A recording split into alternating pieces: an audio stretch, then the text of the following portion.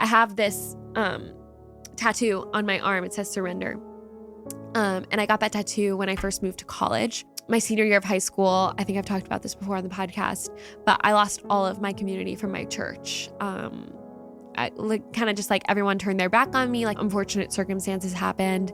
And it was one of the hardest seasons of my life. And like, I don't love to talk about it because it's like super hard to know that like God's family, the church, kind of like betrayed me and like walked away from me in a time where I needed them the most. All that to say is that the one word that I could hear from God that year, I wasn't necessarily plugged into a church community, but I could, I went to Jesus in the scriptures and in worship and crying on the floor, blah, blah, blah.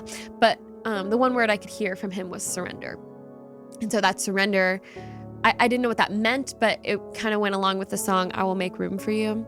And so sometimes God's way, obviously, I wouldn't have like curated my life story to be like, yeah, my senior year, I lost all my community and that made me, really mad at God. But what did happen in that time is that my intimacy with God grew. And I wouldn't change that season in my life for anything because I know what it means to surrender. I know what it means to trust God, even when I don't see his people, even when I see his people hurting me, to be able to be like, no, God, I know who you are. I met who Jesus was, not who his church was.